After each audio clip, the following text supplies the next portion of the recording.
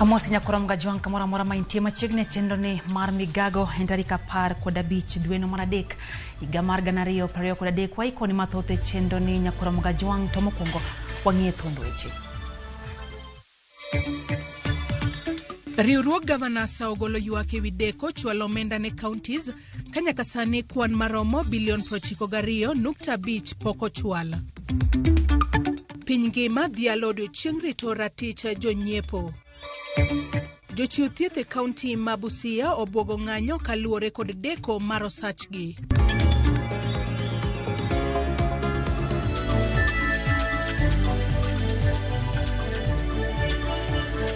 Machiegni nyakora mgajwang nyinga Lydia Okewe. Thuolo matudi kodwa lai marot machuok en 2-3-6 nono ka bende wantiere mbui Ramogi TV kanyo Facebook Live bende wantiere YouTube gi Twitter nyiswa pachi kotende gi mago maikoni e sechegi mag Migago.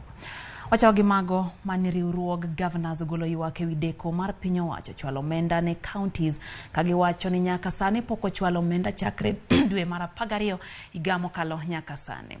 Oboke mondik kod jakom riwruog Governors Weche giwacho ni nyaka sani kwan maromo bilion 22.5 pok ochwal ne counties ma oting'o bilion 29.6 ne counties duto ma dwe mar 12 higa mokalo, bilion 31.45 ne counties duto ma dwe mokwongo higani kanyakla kod bilion 31.45 ne counties duto mar dwe mar 2 higani. Omedo ni deko ne dhi ataro mar pend chik mano mar 219 mar katiba kod kar chik 17 mar Public Finance Management Act 2012 madwaro omenda ochwale sama kare ne counties. Gimedo ni deko ne hinyo chenro mag counties moting'o chulo jotije, jochiw mwandu kod chwalo chenro ne jopiny. Gikwa mondo piny owacho ochwalo omenda go mapiyo piyo ne counties duto mondo giyud kaka gitimo tijegi kokalo e budget ma hiko omenda 2022-2023.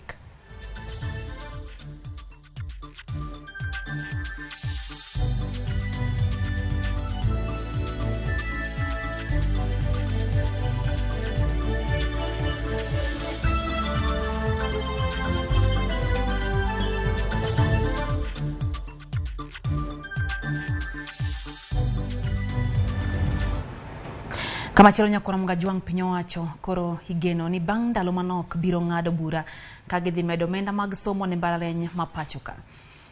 Mabiro bang' migawo mar somo wacho ne girito paro mano winjo bed ni chiwo koda put mano yiere nono weche somo pachoka mano kanyo Presidential Working Party mano golo paro ni winjo piny owacho med somo kata pes somo mar mbalariany.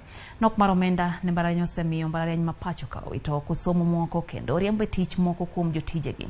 Jagoro mongirore e migawo mar somo malo Dr. Beatrice Muganda wacho ni piny owacho oyango midhiero ma mbalariany kadhe mago omenda. Recently, there was the Kenya-UK Health Alliance that's bringing in 140 billion for a project on health in 6 universities. It is a funding issue. This is critical and we have been seeing it going on. But also, we will not say that the government is not funding. We get funded, but the demand for higher education and university education in this country and even outside this country has grown and has expanded. So we will say that the funding has also just to grow with the expansion of university education. Well, I think you would agree with me that then this workshop is taking place at the right time. This question of discussion of the quality of education, it's not new. It's been going on for a long time. I think you have to appreciate that there has been quite a robust system in this country. But that doesn't mean that there has been the difficulties, and those are the issues that we would like to address. So if there has been concerns about quality in one way, we would like to know what are those concerns, and then what can we do about it to make sure that they go away.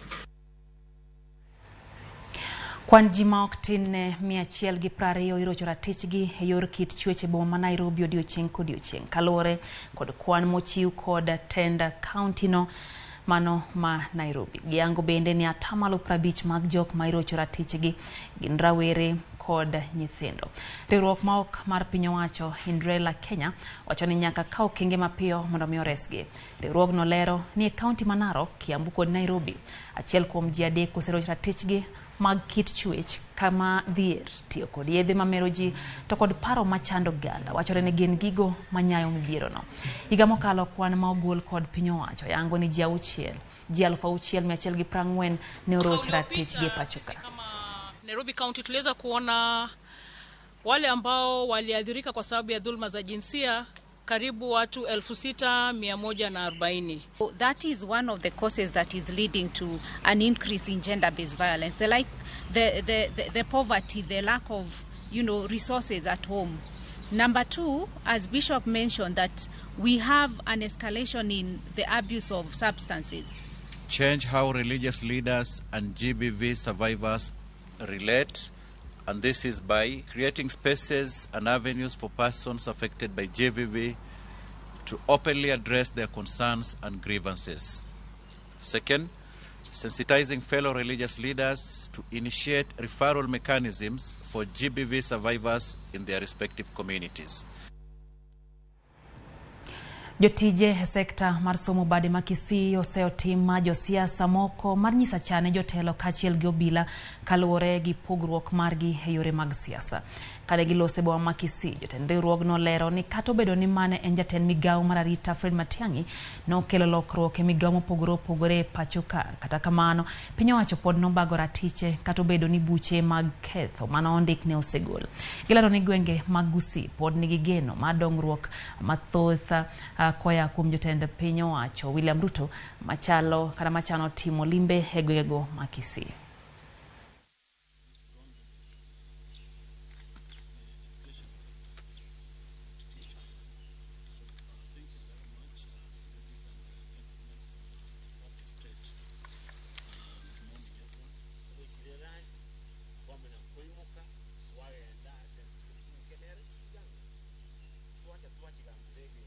Following our extensive consultations, we would like to state as follows: that he, Fred Matiang'i, is Gusii's foremost leader and son, who was a loyal and a trusted workaholic in government, cutting his image as a national figure capable of transforming this nation. If the deputy said that from today on or from yesterday when he mentioned that Matiang'i will not be followed, those were his words. We shall yet remain to see what will be taking place. We don't want to say that we are so excited about that one for now, because politics is politics. Somebody says something today and tomorrow something else is being said. Kwa dhimbele nyakoro mgaji wangu ndio chieng yango ratiro mar joti gimwandu dhi nyime alap ma Jomo Kenyatta Sports Complex kotel nege kod jatatije maduong mar Communication Authority of Kenya Ezra Chiloba twaka magibedo godo tingo rango kaka weg mwandu osebedo katiyo kod joti gimwandu chike masani tao tiyo kod mwandu e Kenya to bende chike go tiyo kaka uwinjore midhiero mar ochora tich jotich gimwandu e kinma moko bende gin giko na bende koro nyakoro mgaji wangu dhi mbele giwacha tere achiel kachiel wawinje kaka negi uoyo. And to advance that agenda of access to quality internet services, the authority has created another layer of internet service providers. We call them the community networks. And community networks, it means that anyone who has the ability to be able to organize the community through an NGO, non-profit organization, there's a way in which now regulations allow you to be able to provide that particular service once you're properly organized. And we've availed resources in that regard. So there's really no need for consumers of internet services to go to the dark spaces, back streets, looking for that particular service for them to be able to enjoy the benefits that accrue. So community networks is a good opportunity to be able to deal with that. Now, as I come towards the end, I'll mention that the other way in which we are concerned about consumer rights is making sure that we are able to account for each and every citizen who is using a mobile device. This takes us back to last year when we undertook a national campaign on SIM card registration. It is important that mobile service providers account for every person who is registered or who is using their mobile devices, or who is consuming their mobile communication services. Now, when we started the campaign, the compliance rate across the industry was at 48% on average. Of course, we had a lot of pushback, but I'm happy to report that working together with the different operators, we are now at an average of 93%. That's really a point of success, if you ask me. Moving from 48% average to 93% average in terms of compliance, that is progress, and I want to commend operators who work with us to make sure that this happens. But it does not mean that we do not have problems. We still have major issues out there. Some of you are still receiving spam text messages. Some of you are still receiving complaints around impersonation, or you're being impersonated. We still have to work very hard to get rid of that particular situation. So it also means that we may need to look at the standards around subscriber registration and perhaps invest more in modern technology to be able to ensure that each and every person that is using mobile services as a subscriber is actually accounted for, and this person is the person who claims to be. So we are going to consult with the different actors in this particular space to see how best to improve the registration regime when it comes to SIM card registration. So it's important to register. Otherwise, you're going to fall victim of extortion, theft of your money, mobile money, if you do not do that. Piny Kenya oriwore kod pinje Afrika mamoko 14 loso kenge magibiro tiyo go e kedo chuth gi tuoche kod midhusi kaka mago magayaki ma ok gare kata rum bang' ka osetem thiedhgi kod yedhe. E romoni ma obagi e boma ma Nairobi, ripot mogol yango ni tuoche gi malandore ahinya e piny Kenya gin tuo mano mar kahera kod mano mar ayaki. E kwan mar kuonde pimo tuoche kata laboratories 1,137 mano olim kendo timie nonro 64 kende mane ni kod nyalo mar pimo kendo golo duoko makare mag kute mag bakteria. Tuoche makinde mathoth ithiedho to ok winjre kod yedhe ma owinjo tiek gi oriwo kute kaka mago magayaki, kute mag bakteria e kind mamoko. Romoni biro neno ni piny Kenya oloso kenge makare mag duoko piny kwan mar ji mawito ngimagi nikech yath ok oyie kedo kod kute mathoth. For prevention and controlling AMR, including improving infection prevention and control measures, promoting rational use of antibiotics, and strengthening surveillance and laboratory capacity. We have seen the improvement in data generation and use in the different areas. We have been able to generate baseline data on antimicrobial use and consumption thanks to the mapping of antimicrobial resistance and use partnership program. And we are hoping that even as we go ahead, we are going to leverage the skills and the knowledge and the data that we have been able to generate. Joma mine nyakoro Mugajwang e county ma Kakamega oseo telo mar kata paro telo ma seo telo mar ariyo ewi adek mar chung' ne kit chuech mopogore opogore ka gikwayo joma mine mondo mi owuog oko olar kombe miyiere ji moketie chik. Kane gilose chenro mar tiego joma nyiri e yor tiyo gi mbui kotenegi Koni Lusweti mane laro kom mar od bura ma Kakamega gikwayo joma nyiri mondo mi oti matek e somo mar science kaluwore ni sani tije dwaro lony manyasani.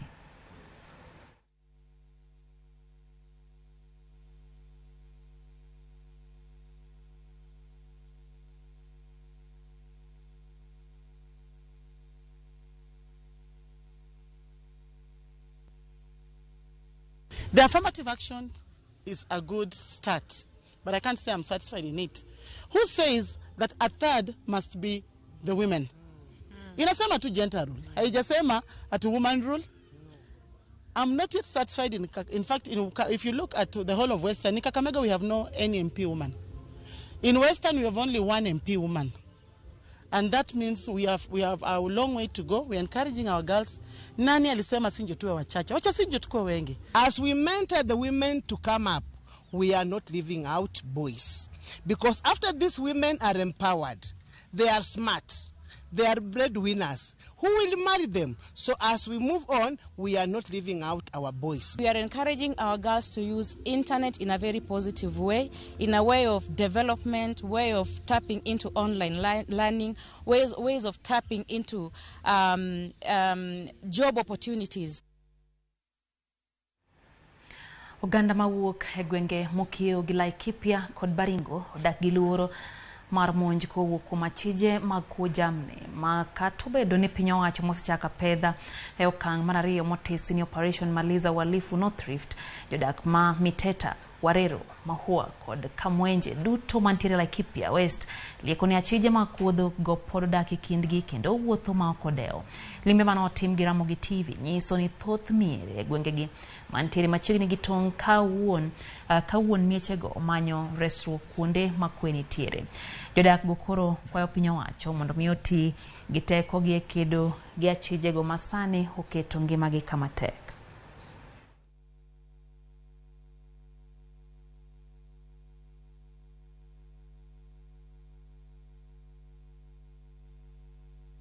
Hiyo KDF imeenda wamekuja wapi? Kafyu ni kinamba.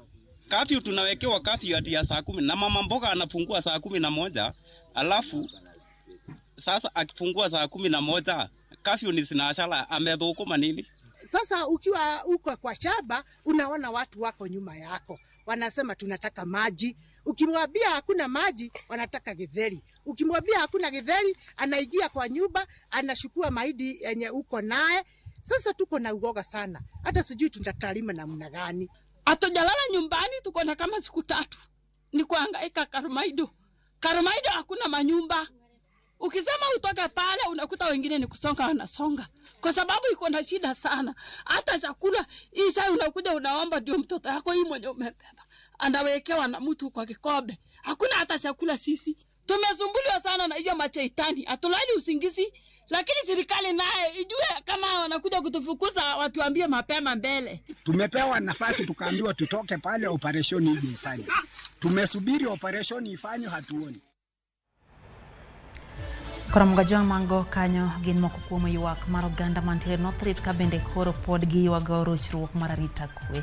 En geno ni piny owacho biro neno kaka pango weche magaricha e gwengego. Wakayo matin romo kanyo saa 7:18 wayo matin e chenro mar Migago anyisi kacha ni atudi kod wariyo hadi ka uchelano ka bende wantiere mbui Ramogi TV kanyo live Facebook kaito bende wantiere YouTube gi Twitter nyiswa pachi kotendre gi magi mwa ikoni esechegi. Wuod Nyasuna wacho ni asedonja achiel kachiel ka intiere Masara Migori County wacho ni weche gi chope yo makare.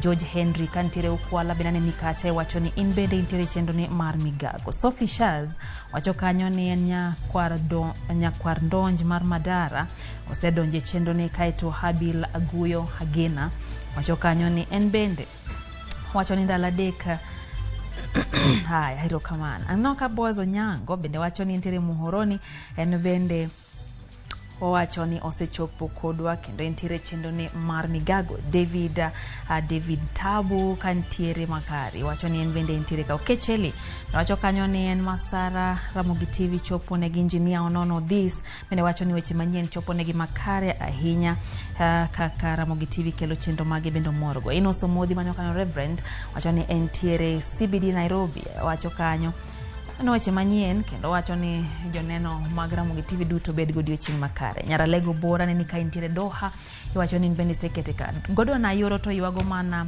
pek mar ngima wacho ni sani to sechiemo kata kamano en kanyamwaki pingi to gima dhiere en koro gima kiny no cham kiny wacho ni odomo sechako chiche gi bei kaka bende koro dhi mbele koro wacho ni manyiso ni mbele dhi bedo matek mokalo ne oganda jo Kenya.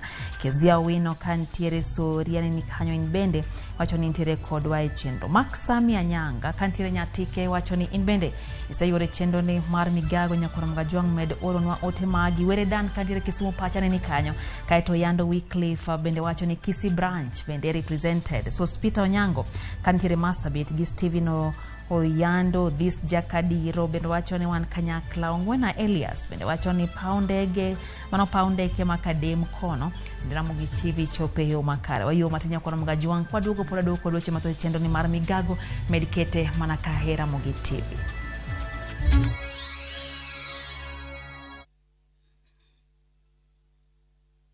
Raundi ya tindi gotigara botaka imenya sai maiga. Ehosori enyira nainde embauke gima. Wa? Biore. Ngasai mbia na chorete. Hagino mbogo boli mbaigwana ina boliga. Kozima tagetia pichi. Karo musachi hoteli yeye. Nera rochi. Ombogo tabwatire baga. Ngitate muntagochi. Otaite somoni yaku. Asenge njuta takitipo soku. Kulinde kende tige komutanga kulinda enibo amune mate yaye. Ayo muntako ire kiaraiga. Engo kunere. Tengera ege teacher. Egosori enyeke gima. Yaruliko aseviu sasa bono. Kaende na shabiki.com. Mimi niliweza kutumia shilingi tu 50 tu na nimeshika sangu ambazo ni 1500. Nilipata 12 of 13 pledix. Na ningeweza kuambia wale mnaona kama ni ndoto muweze kucheza huu mchezo wa Kaende Jackpot. Shiriki kwa kutumia 50 bob pekee na ujipe nafasi ya kushinda 500k kwa kupredict 13 games on shabiki.com. Cheza na Autopic kwa kutuma neno KJP kwa 29063. Hata kusipokuwa na mshindi wa all the 13 games, yule atakayepata wa juu zaidi anapewa the 500k kila wiki. Guaranteed. Cheza sasa. Not for persons under the age of 18. BCLB number 416.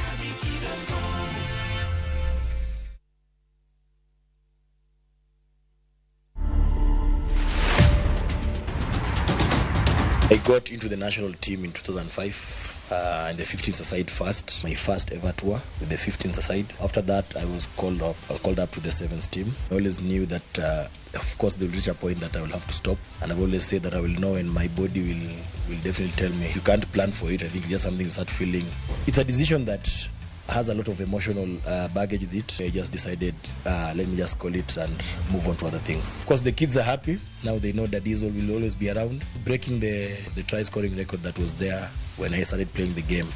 I think just getting to that 231 mark when I broke the long-standing record, I think that will always stick with me. To watch this story and more, download the Citizen Digital app.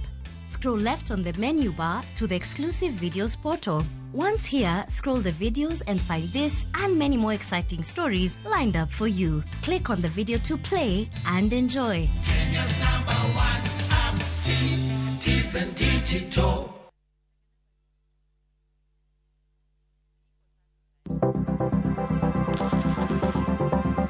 Mondo mi ikungo omenda e yo mayot kendo e yo mowinjore, onego ibed kod paro mar kungo dwe ka dwe, juma ka juma, kata odiochieng' kodiochieng'.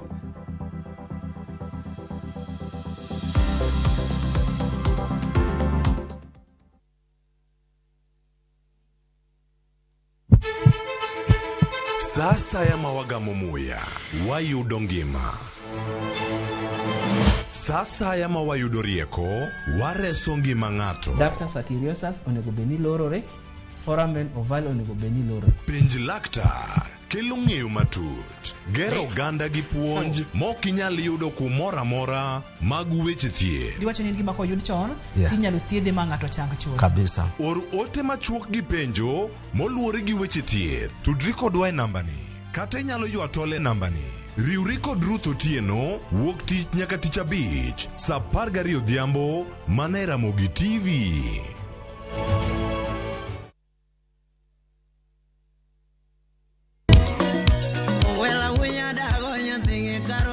Mae e chenro makelo ni gigo mamit.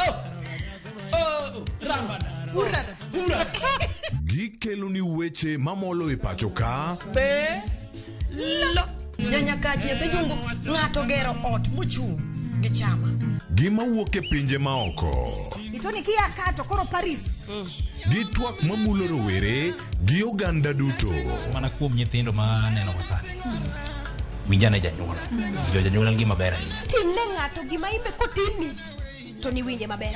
Yud danje maliet. Inyalo kwayo thum kidwaro ma kaka Talanta bro goni studio kaendi. Mane mbak ndalo chakre wuok tich nyaka tich abich saa 8 odiochieng'. Ibonuo chakre saa 7 otieno mane Ramogi TV.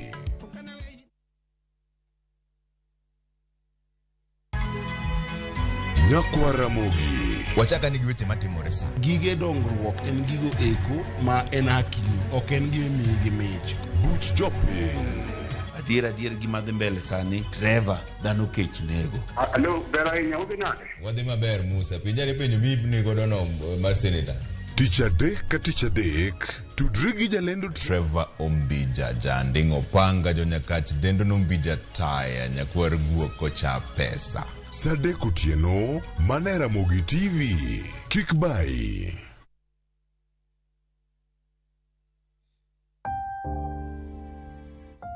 Onego wachung' kachiel gi jowetewa e kinde kuyo. Kilalo ng'ato miero, to diher mar lando tho kod liel mare. Ramogi TV biro chung' kodi e miyo jalno miero kopo maber. Inyalo gocho e namba 011 09 22 773 kata 085 4 3 8 Be inyalo oro ote e email obituaries@royalmedia.co.ke.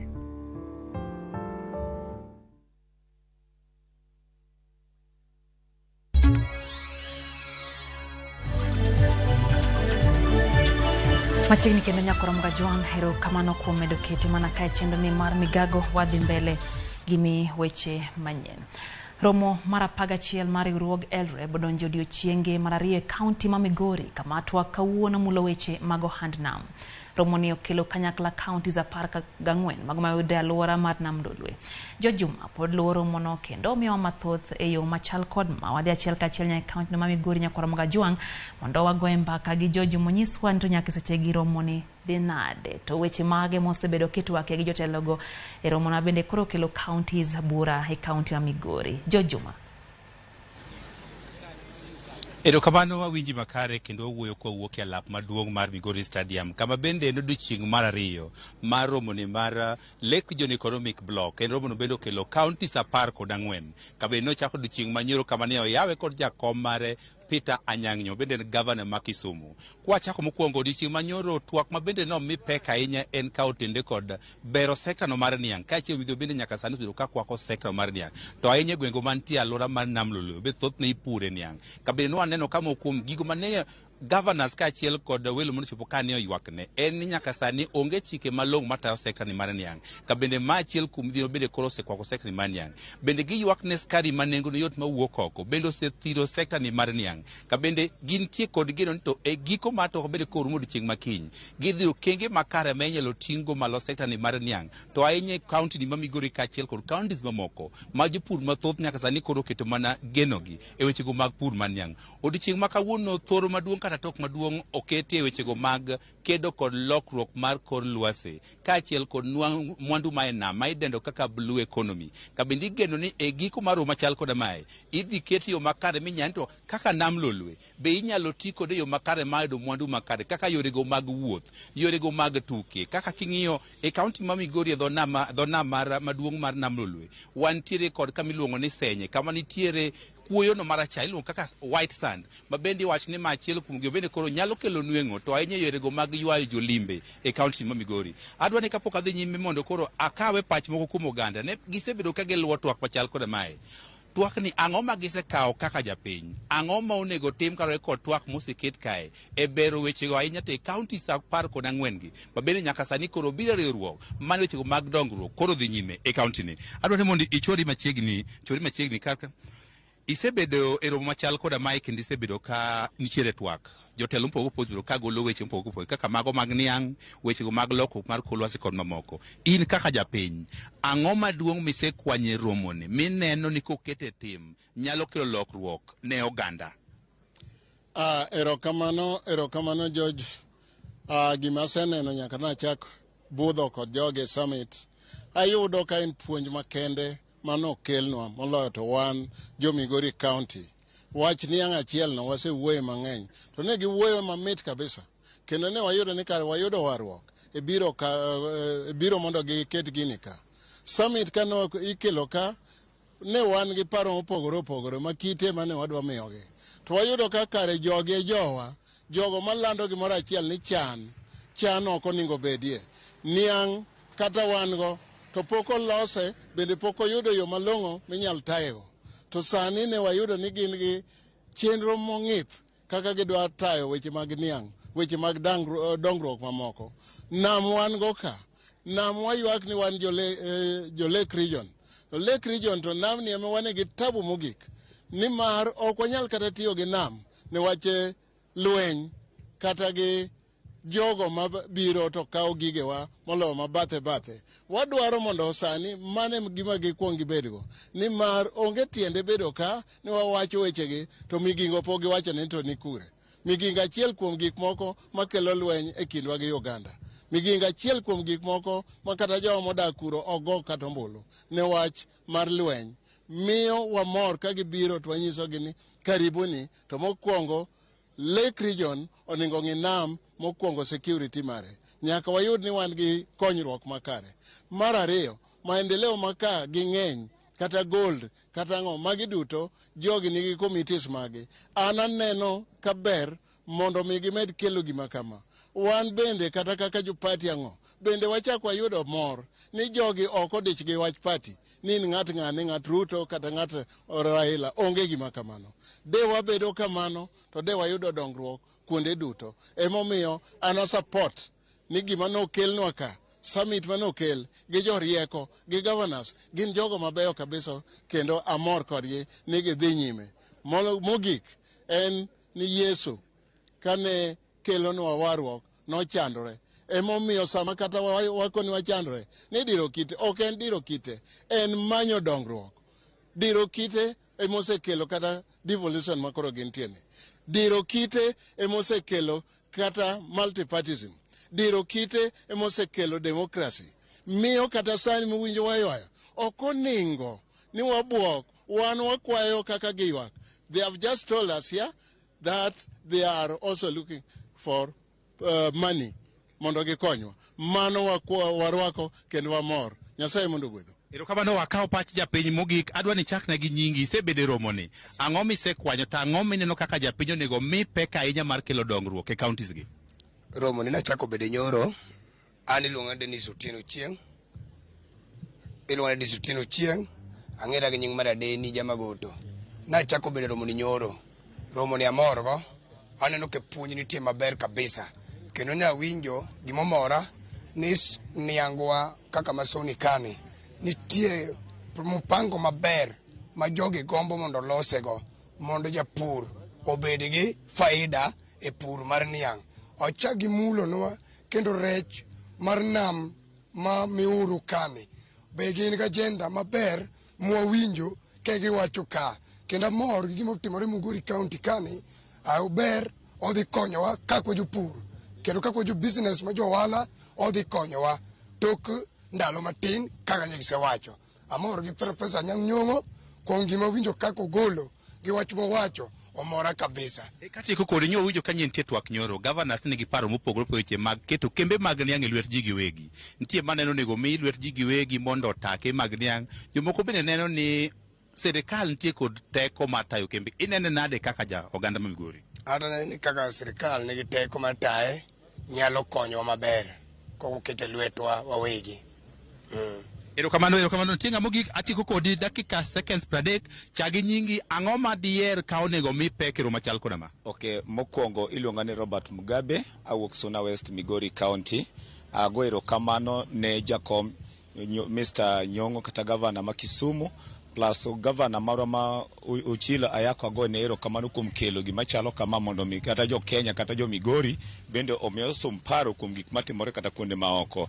Nyoro nyogi wuoye e weche mag tiang', kendo nyogi wacho ni tiang' oningo kata jopur bende puro to ok yud benefits. Koro ne gitemo mondo mi jopur bende oyud benefit kuom gik magisetimo nade magisetimo. Kendo ne giwuoye e weche mag fishermen bende kaka jiwa be lupe nembe, kendo bende ji lupo to jowa bende yukawo rech to rech dhi kuonde mamoko ma ok kony kata joka bende. Gold bende winjo kowuoye.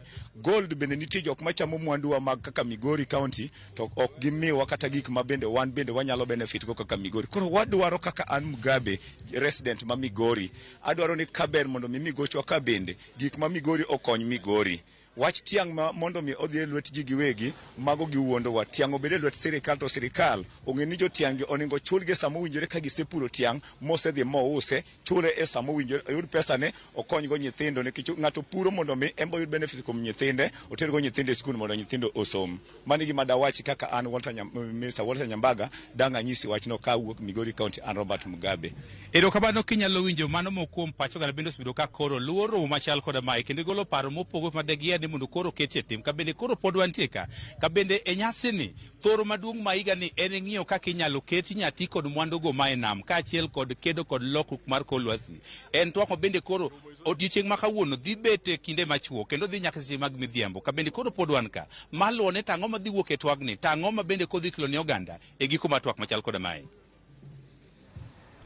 Kwa mga jang mano kanja fomora wa Migori Jojuma kabendo fulano wa mago mabendo dhimbele kanyeru mal Arab kabende gimedo goyombaka jotelo moki counties pogore kam gigombo mondo giyudi eduoko ne penjo moko machando ganda kama oting'o weche mag nam lolwe weche go mag sukari kaka odiochieng' manyoro nyakwa mga juang kaito gimago motenre kod lokruok mar kor lwasi kwa wayo mano en wacho bende Jojuma luono yo makare hangno miwa kuku mar wachno weche wa manyien ma godhiambo. Wadhi nyaka kaunti ya Mombasa kama gikone to koro jotend migepe 10 manyocha wale kaunti ya Mombasa no chamo muma mar chako tich ayanga dweche 6 mano bang' yiero maduong'.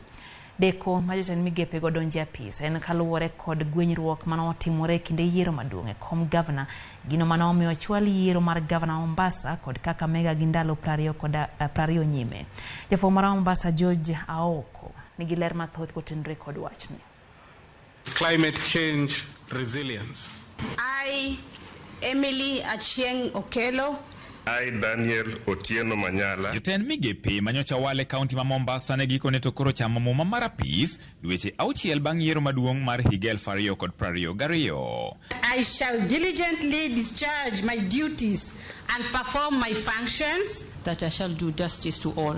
So help me God. Kaunti ma Mombasa emanyocha dong chien e chenro makamano kaluwore gi deko mar yiero mar governor nikech gwenyruok manyocha bedo e kalatase mag ombuch governor e kaunti ma Mombasa kod Kakamega. Jodak e kaunti ma Mombasa koro rango matut jotend migepego kaka gibiro tayo chenro meki e migepe 10 magen kaachiel kod mano mar wuoth, thieth, limbe, weche mag alwora, puothe e kind migepe mamoko. E nyasino, Governor Abdulswamad Sharif Nasir ne okoni en kod geno ni jotelogo biro konye chopo singo manyocha chiwo ne jodak ma Mombasa. Lazima tuweze kufikiria nje ya ule mduara wa kawaida ya jinsi serikali inavyoendeshwa. Na mimi nina imani nikiziangalia nyuso zilioko hapa, nina imani nilipoziangalia CV zenu nyote kwa jumla, nina imani ya kuwa tutakuwa pamoja katika msafara huu kuweza kuleta matumaini bora kwa wana Mombasa. Kabinde ojiwgi mondo mi giket thenge pogruok makidek bedo e kindgi mondo mi giti wang' achiel mar bero ngima jodak. Licha ya tofauti zetu za dini, rangi, kabila, tabaka, msimamo wa kisiasa, lakini mwisho linalotuunganisha pamoja ni msimamo wetu ya kuwa ni lazima tuweze kuwahudumikia wana Mombasa. Nisiwadanganye, mumeingia katika huduma ya kuwafanyia kazi wananchi, si kazi rahisi. Jendeni mkajitolee. Hii nawaomba, endeni mkajitolee kumsaidia gavana wetu huyu kutekeleza yale aliyoahidi watu wa Mombasa. Na nyinyi pia mkija mkimbrief governor, mumbrief kitu ambao kile wananchi wanaotaka chini. Sije mkamdanganya huku governor kesho akaenda kafanya kitu kingine akaanza kutafsiriwa chuki, na huyu bado governor ni kijana. Si muamona bana? To mana kaka yiero mamoko, kamati mane puodho jotelogo koni ne nitiere jogo mane temo lombogi mondo mi gitim dwachgi e chenro no. Kwa kweli tulipigiwa simu nyingi sana tukiambiwa hawa mawaziri paka tuwabwage. Kwa sauti moja tukasema Mombasa lazima iende mbele, ama sivyo? George Aoko, Ramogi TV, Mombasa. Kwa dhiedo nyakoro mgajuang japiem mag nyamburko mag safari rally magazine Mahome otamore ketho modonynego mar nego jaherane Asad Khan. Koro dwaro mondo ochwale katu joma mine malang'ata prison karito winjo kwayo mare marambun tich ariyo juma manyien. Magazine no sir kodol okil mare Philip Murgor e winjo makawuono.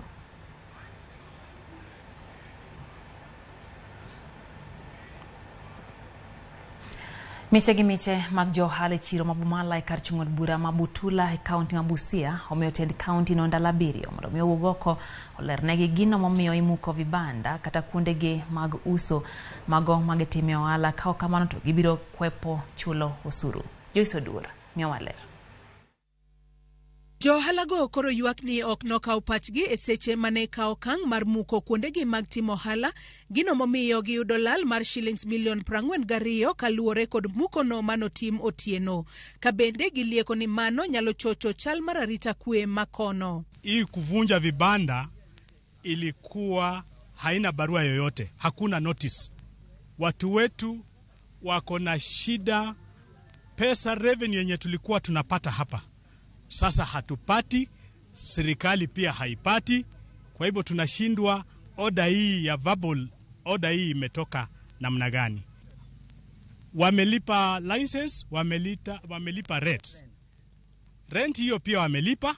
Sasa wanashindwa, hiyo pesa yao pia inapotea hivyo. Mimi ninashangaa sana chenye imetendeka mara hii. Kwa hii serikali yenye tumechagua juzi. Tumezaliwa hapa, tulikuwa tunatandika chini kama hata hizi mabuildings hazijakuwa. Wakati tumepata hizi vibanda zimetusaidia kwa njia mingi sana. Kulipa school fees, kuenda hospitalini na vitu zingine tofauti. Hao viongozi zimebomolewa, hatuna maajira na walisema tutapata kazi kwa vijana, tutakuwa na maendeleo. Hakuna maendeleo yanafanyika kama vitu zinabomolewa. Na atiyo ni maendeleo. Maendeleo inaanza kama wangetuambia mahali pa kuenda kwanza, wanatupea notice. Sisi vijana sai kazi imebaki, tunaweza sasa kuiba. Hatuna pesa kwa mfuko. Magiti Moreseche machenro mar muko dhi mbele e kaunti mabusia toka luore kod johalago e machiro mabumala oknomigi oboke moramora kata notice manyiso ni ibiro muk kuondego. Phyllis Nabongo maen jakom chirono wacho ni chenro no nochakore tich adek juma mokadho kama jogo manofulore kaka apisas mag kaunti mabusia nobiro kod oboke mar muko vibanda kod ute mantiere e bath chirono. Maafisa kutoka kwa kaunti walikuja na wakatuma mama topista ambaye anatusaidia upande wa maji ya kwamba wanataka kuona komiti mmoja wa soko. Kweli nilipokuja maafisa waliniambia ya kwamba kuna ripoti imetolewa ya kwamba soko hizi vioski any structure yenye imejengwa ndani ya serikali kwa shamba ya serikali inatakana itolewe. Gilieko ni higa mar 2009 ten municipal mabusia e kindeno noyiene johala oger vibanda mag ohala e bath chirono toka luore kod Migago mochung'ne weche mag pi e kaunti mabusia. Vibanda go ger e wi odundu mating'o pi mochido mawuok e chirono. Gino makoro oweyo johala go kod achiedh nade mathoth. Hizi stalls are not illegal the way huyo waziri alikuwa na term that illegal structures.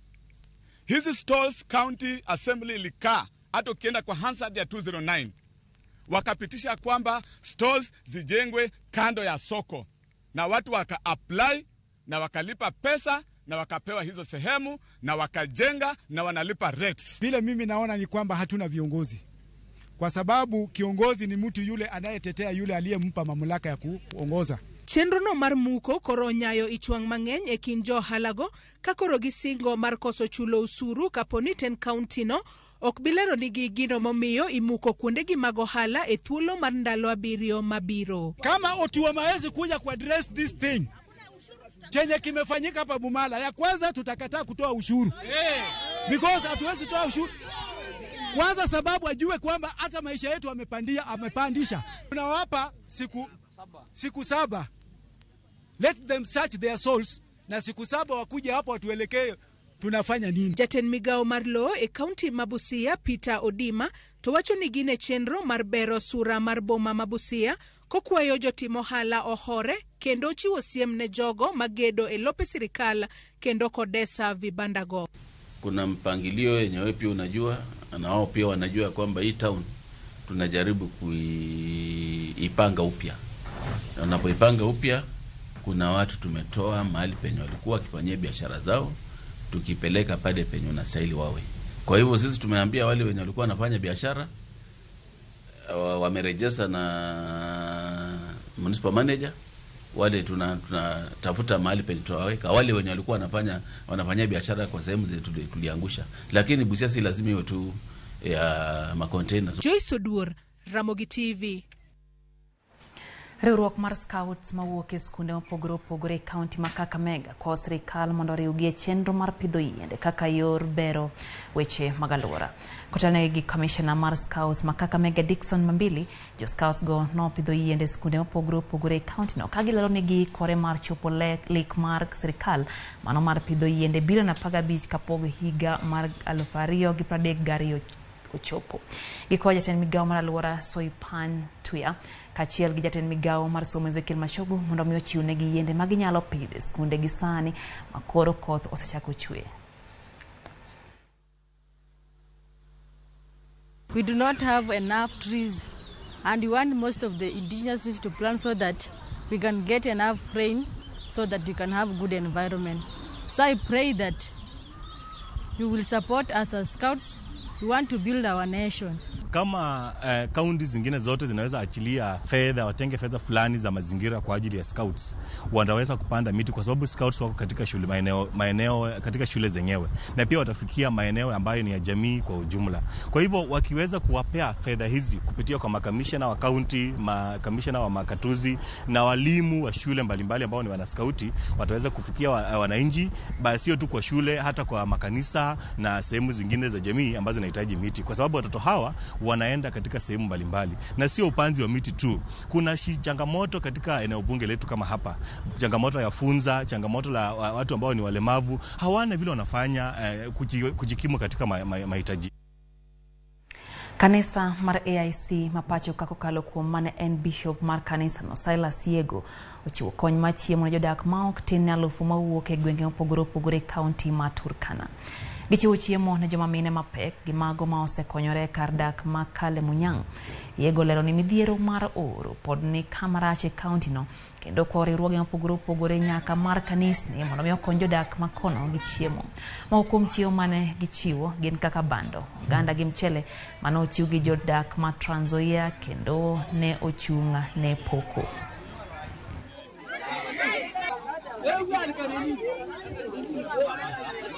Watu wanaumia kwa njaa, mifugo zimeisha. Sasa imekuwa ni wadhamini na watu wa makanisa ndio wanasaidia watu. Kwa hivyo tunataka kusema asante ni kwa sababu ya bishop wetu kwa kukuja na hata kutusaidia. Sisi sote tuhusike. Makanisa kubwa kubwa ambaye wamebarikiwa na Mungu, wawe ni washiriki wengi, sema neno katika kanisa lako. Walete kidogo kama hii nimelete. Mwingine namna hiyo. Alafu serikali waweze kulete chakula kwa foundations kama hii yangu ambaye tunalete, ili tuweze kulete because tunataka kusaidia watu. Kaluwore gi kwan mang'eny ma jopuonjre manie nursery rem chope kuonde somo e kaunti ma Garissa nikech ger mar oro, piny owacho ma kaunti no kaachiel kod riwruok mar chiemo e piny mangima WHO koro chako chenro mar pidho jopuonjre e skundego. Chenro ma kamano geto jopuonjre maromo 17,000 e skunde 200 maneno ni jopuonjre nyalo yudo somo e sach horone. Kano chaka yanga chenro no, gavana ma kaunti ma Garissa Nathif Jama osingone piny owacho mare biro dhi nyime gi chiwo kony mar chiemo.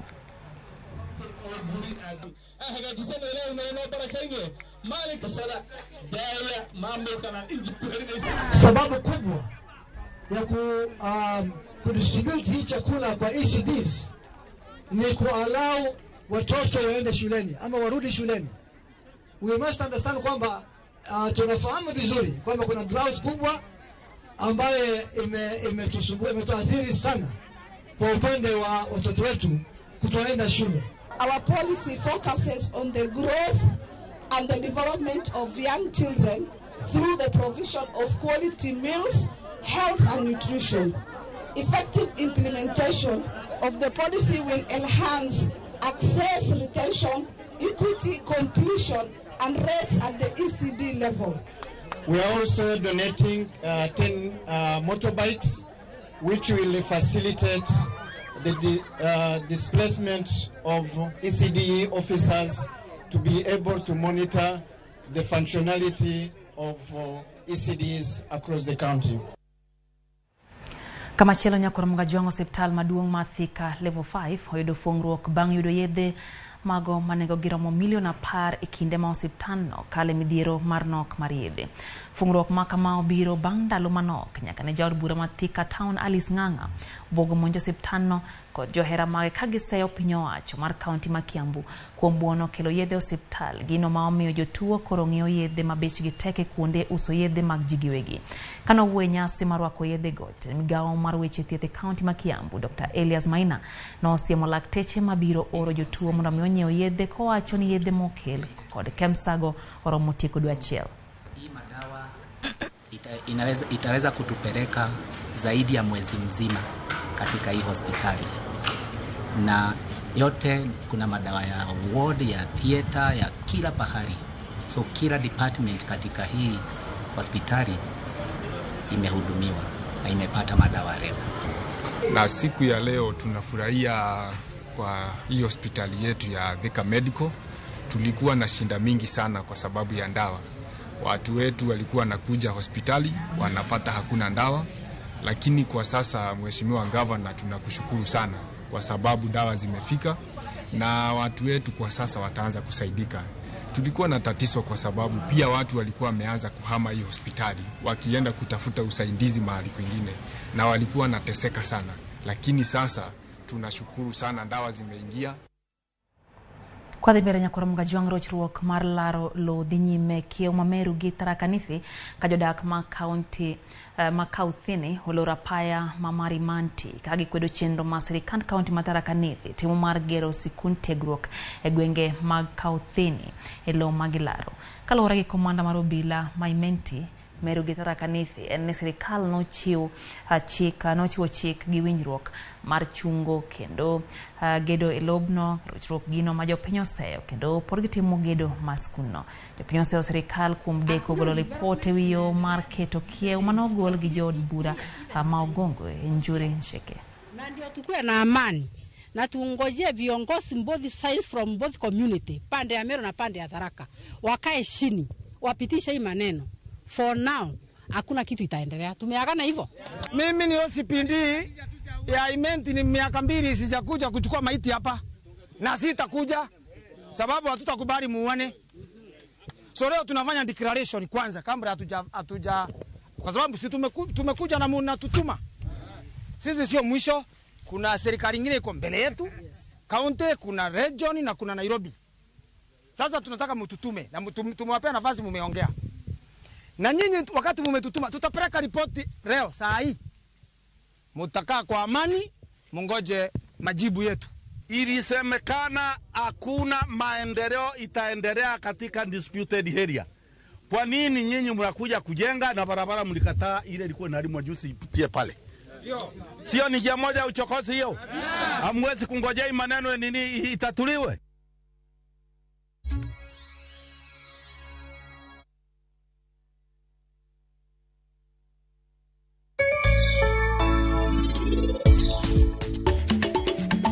From nyewe duka anyiewo kodhi to aloso seedbed maketo manure matrite kose germinate akete mondo machua manyalo pidho kendo moko maber. Kar health benefits en go mang'eny. Gini oting'o protein, calcium, fiber. Kar fiber no konyo kar digestion gi antioxidant. Buka to Airtel Money. Aje janjes. Dial *334#. Set your 4-digit PIN and confirm. Set your security question. Airtel Money is now activated. Sasa uko set. Utume Airtel to Airtel for free. Kenyans are winning big on ShopBakey.com. Bet on these games now and enjoy highly boosted odds. Not for persons under the age of 18. Betting can be addictive. Play responsibly. ShopBakey.com is authorized and regulated by the BCLB. License number 416. ShopBakey.com.